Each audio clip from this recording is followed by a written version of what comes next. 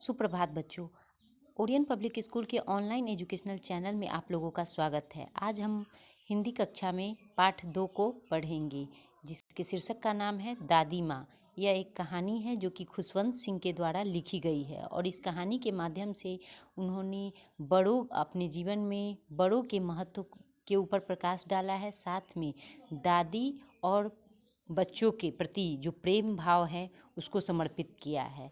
तो इस कहानी को हम आगे पढ़ते हैं और इसमें जानेंगे कि आखिर दादी माँ इस शीर्षक को ही लेखक ने क्यों चुना।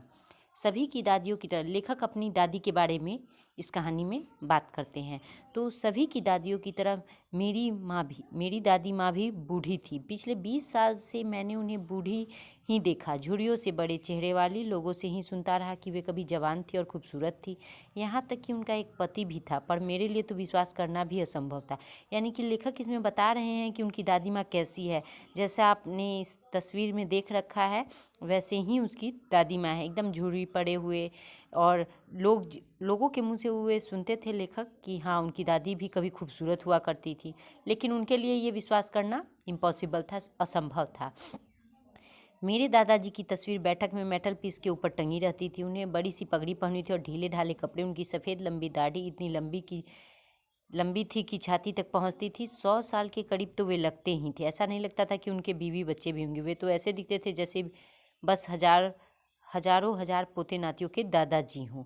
यानी कि जैसे ही लोगों के मुंह से लेखक ने सुना कि हाँ, उसके एक पति भी थे, उसका ध्यान अपने दादाजी के तस्वीर की ओर गया और वो देखा कि वो मेटल पीस की ओर पर दीवार पे लटकी पड़ी है उनकी तस्वीर। और तस्वीर में ऐसे मानो दिख रहे थे जैसे कि वो उनका खुद का बच्चा नहीं बल्कि हजारों नाती पोता थे। बहुत ही बुजुर्ग दिख रहे थे बच्चों को।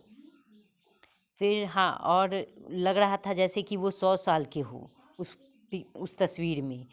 मेरी दादी माँ का खूबसूरत और जवान होने का तो ख्याल ही भड़काने वाला लगता था। उसको लगता ही नहीं था कि हाँ, उनकी दादी भी कभी खूबसूरत हुआ करती होंगी। दादी अक्सर उन्हें बताती थी कि बचपन में कौन कौन से खेल खेला करती थी। सुनने में बिल्कुल बेतुका सा लगता था, उन्हें जैसी बूढ़ी महिला के लिए अशोभनीय थी।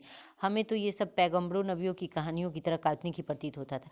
यानी कि जब लेखक बैठते थे अपनी दादी माँ के पास, तो जैसे हम सभी की दादी माँ कहानियाँ सुनाते हैं अपने बारे में या फिर किसी और राजा महाराजाओं की कहानियाँ, लेकिन लेखक की जो दादी थी वो अपने बारे में ही सुनाती थी कहानी कि वो किस तरह अपने बचपन में कौन कौन से खेल खेला करती थी। और ये सब बात उनके लिए बेतुका लगता था, उनको काल्पनिक लगता था कि हाँ, ऐसा हो ही नहीं सकता है, ये जरूर मनगढ़ंत कहानियाँ हैं। हमने उन्हें हमेशा ऐसा ही देखा। लेखक उन्हें जब से होश संभाला है तब से उन्हें वैसे ही देख रहा है, नाटी सी, मोटी सी और तनिक झुकी हुई सी, चेहरा झुर्रियों की आड़ी तिरछी लकीरों में पटा हुआ। बल्कि हमें तो लेखक को पूरा विश्वास था कि वे हमेशा से ऐसी ही रही होंगी, बूढ़ी और बिल्कुल बूढ़ी, इतनी बूढ़ी कि अब और बुढ़ाना उनके बस में नहीं था। उनके नज़र में वो दादी जो उनकी थी वो बहुत ही बूढ़ी थी। 20 साल से ऐसे ही वो लेखक उन्हें देख रहे थे। खूबसूरत कभी नहीं, प्यारी वे ज़रूर लगती थी। क्योंकि दादी खूबसूरत लगे या न लगे, कुछ इंसान अपने व्यवहारों से प्यारा प्रतीत होता है, तो उसकी दादी माँ लेखक को प्यारी लगती थी क्योंकि उनका व्यवहार अच्छा था। कपड़े वो हमेशा सफ़ेद ही पहनती थी। कुंवर के कारण एक हाथ पर कमर टिकाए और दूसरे से रामनामी माला के मनके फेरती वे सारे घर में घुमा करती थी। उनका वो शरीर का ढांचा बता रहा है कि वो कैसे करती थी। यानी कि उनका कुंवर वो झुकी हुई थी, बुढ़ापा के कारण वो झुकी हुई थी, हाथ में छड़ी पकड़े हुए रहती थी और एक हाथ में माला जिससे वो भगवान का नाम लेती थी। फिर और पूरे घर में घूमती थी। चांदी सी चमकीली लटें उनके पीले झुराए चेहरे पर बेतरतीब बिखरी रहती थी। प्रार्थना के न जाने किन शब्दों को दोहराते उनके होंठ निरंतर फड़कते रहते थे। उनकी बाल जो कि सफ़ेद हो चुके थे वो चांदी की तरह चमक रहे थे और उनके चेहरे जो कि पीले पड़ गए हुए थे उन पर बिखरा रहता था हमेशा। और प्रार्थना के न जाने किन शब्दों के दोहराते उनके होठ निरंतर कौन सा वो मंत्र पढ़ती थी वो लेखक के समझ में नहीं आता था। बस वो उनके ओठ को फड़कते देखा करता था। दादी माँ के साथ लेखक की काफ़ी दोस्ती थी। उस लेखक के पिता ने जब शहर में बसने गए तो बसने चले गए तो वो सिर्फ उस समय दादी माँ के पास ही लेखक को छोड़ गए थे। फिर लेखक की जो दादी होती थी वो उन्हें सुबह जगा देती थी और स्कूल छोड़ने तक जाती थी, स्कूल के लिए तैयार करती थी, उन्हें नहलाती थी, फिर उन्हें अपने प्रातःकालीन प्रार्थना जो गाती थी उसे सुनाती थी। और उन लेखक की दादी चाहती थी कि ये भी उसको रट ले, लेकिन लेखक उस प्रार्थना को सुनता तो ज़रूर था, लेकिन उनकी आवाज़ सुनने के लिए, चूँकि उसकी दादी माँ की आवाज़ उनको प्यारी लगती थी, पर उसे सीखने की तरफ लेखक का कभी ध्यान ही नहीं गया। अब लकड़ी की मेरी तख्ती को मिट्टी से लिप कर वे पहले ही तैयार रखती, साथ में दवात और सरकंडे कलम की एक झोले डाल मुझे थमा देती थी। मतलब वो पूरा दादी माँ का काम क्या था, वो सारी चीज़, मतलब अपने बच्चे पोते को स्कूल जाना, नहलाना, फिर यहाँ तक कि उनका बस्ता जो होता था, बैग थैला विद्यालय ले जाने वाला, उसे भी तैयार करके वो रखती थी। एक मोटी सी बासी रोटी पर मक्खन और चीनी थोप कर उन्हें खिलाती थी और स्कूल ले जाती थी। फिर अपने साथ ढेर की ढेर बासी रोटियां वे गांव के कुत्तों को डालने के लिए भी ले जाती थी। स्कूल जाने के क्रम में वे मुझे हमेशा स्कूल तक छोड़ने जाती थी। एक वजह यह भी था कि स्कूल गुरुद्वारा के साथ लगा हुआ था। गुरुद्वारा का भाई जो कि पुजारी है, हमें वर्णमाला सिखाता था, और मतलब लेखक को वर्णमाला सिखाता था और सवेरे की प्रार्थना करवाता था। फिर प्रार्थना करवाता था। बच्चे बरामदे के दोनों ओर पंक्तियों में बैठकर ककहड़ा, जो कि हम अभी उसको वर्णमाला कहते हैं, जैसे क ख ग, ये हुआ क का की, ये सारे चीज़ उन्हें गाते रहते थे या एक सुर में प्रार्थना करते रहते थे। उनकी दादी माँ उसी के बीच गुरुद्वारे के भीतर बैठी धर्म ग्रंथ को बाँचा करती थी। मतलब बाँचा यहाँ पे मतलब उसको मतलब बाँटती थी, मतलब लोगों को प्रवचन के तरह सुनाती थी। जब हम दोनों अपने अपने कामों से निबट जाते तो एक साथ ही घर लौटते। मतलब जितने क्रम में लेखक स्कूल में रहते थे उतने क्रम तक दादी माँ उनकी गुरुद्वारे के पास बैठकर वो प्रार्थना बाँचती, यानी कि बाँटती, मतलब प्रार्थना सुनाती लोगों को। और फिर जब स्कूल ख़त्म होता तब वो एक साथ घर लौटते हुए हम गुरुद्वारे के करीब ही गांव के कुत्ते हमें, मतलब उन्हें गांव के कुत्ते दिखाई दे जाते। रोटियों के लिए लड़ते झगड़ते भौंकते गुर्राते वो हमारे पीछे, मतलब उन दोनों के पीछे पीछे उनके घर तक चले जाते थे। जब मेरे माता पिता शहर से पूरी तरह बस आ गए तो उन्होंने हमें अपने पास बुला लिया। दादी माँ और मेरी दोस्ती के लिए यह एक नया मोड़ था। लेखक ने कहा कि जब उनके पिताजी जो कि शहर जा चुके थे दादी माँ के पास इन्हें छोड़ के, वो अब वहाँ पे पूरी तरह से बस गए और वो सोचे कि अब अपने बच्चे को भी वो वहाँ बुला ले। उस समय दादी, अभी एक नया मोड़ था दादी और पोते की दोस्ती का। तो वो जब वहाँ पे पहुँच गए तो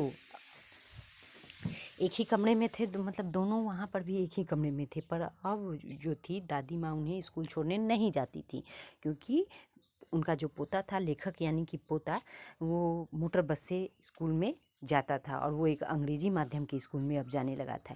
यहाँ सड़कों पर कुत्ते नहीं होते थे, शायद इसीलिए अब उन्होंने आंगन में गुड़ैया को दाना डालने का एक नया शौक पा लिया। पहले वो गांव में रहती थी इसलिए कुत्तों को रोटी दिया करती थी, अब गांव में वो नहीं रहती थी इसलिए अब यहाँ पे शहरों में उन्होंने एक नया शौक, या तो कहे या फिर पक्षियों के प्रति प्रेम ये दिखा रहा है कि हाँ, दादी माँ को हर मतलब जीव जंतु जानवरों और पक्षियों से बहुत प्यार था। तो यहाँ पे उन्होंने गौरैयों को दाना डालना शुरू कर दिया। जैसे जैसे वक्त गुजरता गया वे एक दूसरे के साथ संपर्क में कमतर हो गया, क्योंकि बच्चे, अब वो लेखक जो थे वो बड़े हो चुके थे, अब स्कूल में पढ़ने उनके पास समय नहीं होता था कि वो दादी माँ के पास बैठे। फिर क्या हुआ कि उन्होंने अंग्रेजी के नए नए शब्द बताता, हाँ, और जब स्कूल से लौटकर वो पूछा करती कभी कभी कि क्या क्या पढ़ा, तो उन्होंने अंग्रेजी में गुरुत्वाकर्षण के नियमों, आर्किमिडीज के सिद्धांतों और धरती को गोलाकार होने पर समझाता। ये सब बात सुनकर वे खिन्न होती और ऐसी पढ़ाई में वे उन्हें क्या मदद कर सकती थी, क्योंकि उन्हें कुछ ज्ञान ही नहीं था अंग्रेजी पढ़ाई के बारे में। तो इस प्रकार अंग्रेजी स्कूलों की पढ़ाई जाने वाली बातों में उनकी कोई आस्था नहीं थी और वे खासी दुखी हुई यह जानकर कि रब, ईश्वर और धर्म ग्रंथों के बारे में यहाँ कुछ भी नहीं पढ़ाया जाता सिवाय अंग्रेजी के। इसलिए वो थोड़ा सा खिन्न हो जाती, मतलब थोड़ी सी दुखी हो जाती थी। एक दिन मतलब लेखक ने उन्हें आकर बताया कि हमारे पाठ्यक्रम में संगीत का विषय भी शामिल है। वे बहुत चिंतित होती। उन्हें ख्याल संगीत का संबंध व्याभिचार से था। अच्छे खासे संभ्रांत लोगों को इससे क्या लेना। उन्हें मुझे सीधे तो नहीं कुछ कहा, पर उनकी चुप्पी उनकी नाराज़गी जाहिर किया कि इसके बाद तो उन्होंने मुझसे बोलना चलना बहुत कम कर दिया। मतलब जैसे ही लेखक ने बताया कि हाँ, उनके विद्यालय में संगीत का पढ़ाई हो रहा है तो उनके मन में थोड़ा सा क्षुब्ध भान आ गया, मतलब वो थोड़ी सी नाराज़ हो गई कि हाँ, सब पहले के लोग संगीत के को थोड़ा सा दूसरी नज़रों से देखा करते थे, मतलब संगीत को उतना तवज्जो नहीं देते थे। इस वजह से दादी माँ का शायद ख्याल पुराना था, इसी वजह से तो इसलिए उन्होंने उनसे बोलना चालना कम कर दिया। जब लेखक यूनिवर्सिटी में पहुँचे तो उन्हें एक अलग कमरा मिल गया, दोस्ती की साझा कड़ी टूट गई, मतलब इसके बाद से दादी माँ से उनकी थोड़ी सी दोस्ती टूट गई, मतलब अलग अलग कमरे हो गए। दादी माँ ने अपने अनमने भाव से अपना अलगाव स्वीकार कर लिया। वे दिन भर अपने चरखे पर बैठी रहती और कभी कदा ही किसी से बोलती चलती। सवेरे से शाम तक सूत काटती रहती थी और अपनी प्रार्थना दोहराती जाती थी। दोपहर को थोड़ा सा आराम करती और गौरैया को दाना डालती। इसके बावजूद भी लेखक का मतलब दादी माँ के प्रति प्यार कम नहीं हुआ था, मतलब प्यार कहें या फिर लगाव कहें, वो कम नहीं हुआ था। बरामदे में बैठी बैठी वे रोटियों के नन्हे नन्हे टुकड़े करके फेंकती तो सैकड़ों की संख्या में चिड़ियों के झुंड वहाँ इकट्ठे हो जाते। वे उन्हें घेर कर चहचहाने लगती, कुछ उनकी टांगों पर तो कुछ उनके कंधों पर बैठ जाती। वे सिर्फ हंसती रहती, उन्हें झटक कर कभी नहीं उड़ाती। मतलब उन्हें अब लोगों से ज़्यादा पक्षियों से प्रेम हो चुका था दादी माँ को। उनके वास्ते तो यही दिन का सबसे सुखद क्षण होता था, मतलब क्षण होता था, जो उनका यह कार्यक्रम लगभग मतलब कि हाँ, पक्षी आते थे उनके ऊपर बैठते थे, वो दाना डालती थी, ये मतलब आधा घंटा तक चलता था। जब लेखक ने उस शिक्षा के लिए विदेश जाना तय किया तो उन्हें पक्का यकीन था कि दादी माँ इसका विरोध जरूर करेंगी। मुझे मतलब उन्हें 5 वर्षों के लिए विदेश में रहना होगा और दादी माँ का उम्र में क्या भरोसा कि कब है कब नहीं है, मतलब मृत्यु का क्षण कभी भी आ सकता है। पर दादी माँ तनिक भी विचलित या भावुक नहीं हुई, यहाँ तक कि वो लेखक को रेलवे स्टेशन तक छोड़ने आई, पर बोली कुछ नहीं और ना ही किसी प्रकार की भावुकता का प्रदर्शन उन्होंने किया। बस उनके ओठ प्रार्थना से फड़फड़ाते रहे। मन में प्रार्थना का ही प्रतिरूप और उनके बीच देश पर की आखिरी निशानी उन्होंने लेखक ने मान लिया कि हाँ, अब लगता है कि मैं जब लौट के आऊँगा तब दादी माँ को नहीं देख पाऊँगा, मतलब उनका मानना था। लेकिन ऐसा नहीं होना था। 5 वर्ष बाद जब लेखक घर लौटा तो उन्होंने दादी माँ फिर से उसे लेने आई और इस बार दादी माँ मतलब के पास कुछ शब्द तो नहीं थे, लेकिन हाँ, उन्होंने पूरे मतलब उसे गले लगा लिया और उसके माथे पे पुचकारा दुलारा किया।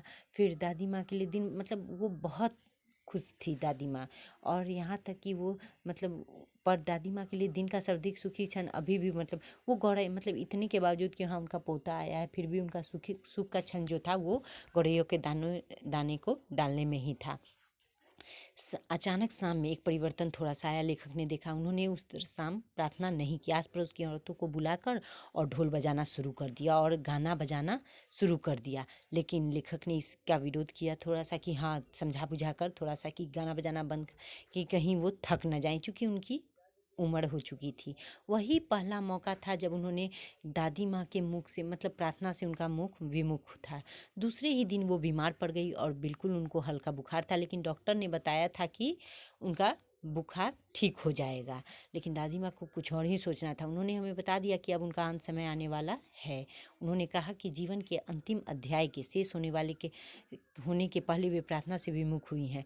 मतलब वो एक संकेत बताया कि हाँ, कि जब पूरे समय मतलब पूरे ज़िंदगी उन्होंने ईश्वर की प्रार्थना में गुजार दिया, लेकिन जब मृत्यु का समय आया तब उन्हें मतलब मोह, इंसान के प्रति जो प्रेम भाव था उसके प्रति मोह जागृत हुआ और जिससे वो प्रार्थना से विमुख हो गई। अब तो उन्हें हमारे साथ बात करके भी एक क्षण गंवाना अच्छा नहीं लग रहा था।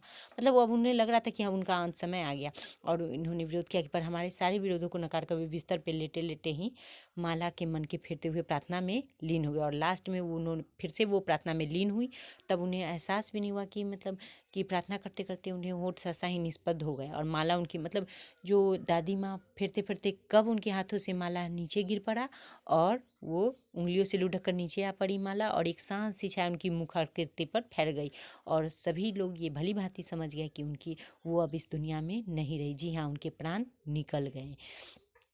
और फिर जैसा कि मतलब हिंदू धर्म में नियम है, वैसा ही मतलब जो मृत्यु के बाद जो होता है उस नियम का पालन किया गया। उन्हें भूमि पर लिटा दिया गया, उनके मृत शरीर को लाल कफन में ढक दिया गया। कुछ घंटे उनके सबके पास बैठकर शोक मनाने के बाद लेखक वहाँ से उठकर उनकी अंत्येष्टि की व्यवस्था में जुट गए। शाम को लकड़ी की अनगढ़ सी काठी लेकर हम उनके मतलब लेखक उनके कमरे में जा रहे थे ताकि उसमें उन्हें अंतिम संस्कार के लिए ले जाए। सूरज डूब रहा था। अस्त होते ही सूर्य की सुनहरी आभा उनके कमरे और सामने के बरामदे को अपलावित कर रही थी। आंगन में पहुंचकर जैसे ही वो गए, आंगन में पहुंचे, थम गए। बरामदे से लेकर कमरे तक जहाँ उनका पार्थिव शरीर यानी कि मृत शरीर सब पड़ा था, लाश पड़ी थी, वहीं लाल कपड़ों से लिपटा निस्पंद पड़ा था। वहाँ एक अजब ही दृश्य का नजर आया। हजारों की संख्या में गौरैया जो थी वो फर्श पर बिखरी बैठी थी।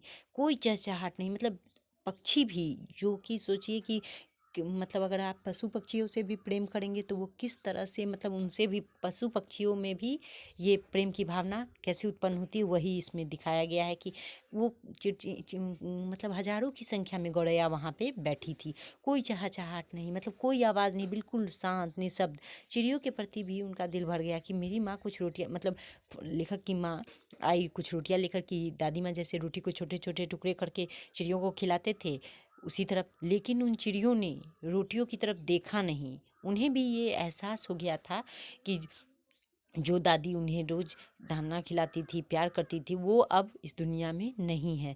जब लेखक दादी माँ के सबको उठाकर चल पड़ी तो चिड़ियाँ धीरे से निशब्द सी उड़ गई, यानी कि जैसे ही उनका सब हटा वहाँ से, चिड़ियाँ भी उड़ गई बिना कुछ चहचहाट किए हुए। दूसरे दिन जमादार ने रोटी के टुकड़े को बाहर कर कूड़ेदान में डाल दिया और वो रोटी का टुकड़ा वैसे ही ज्यों का त्यों पड़ा रहा।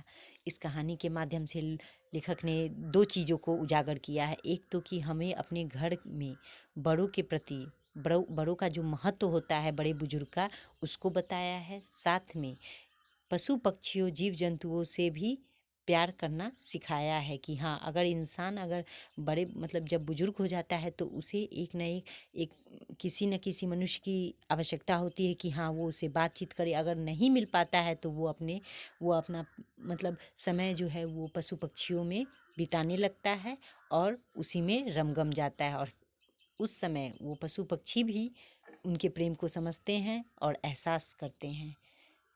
आज के लिए इतना ही। अब अगली कक्षा में हम इसका प्रश्न उत्तर करवाएंगे, शब्दार्थ करवाएंगे। आज के लिए इतना ही। धन्यवाद।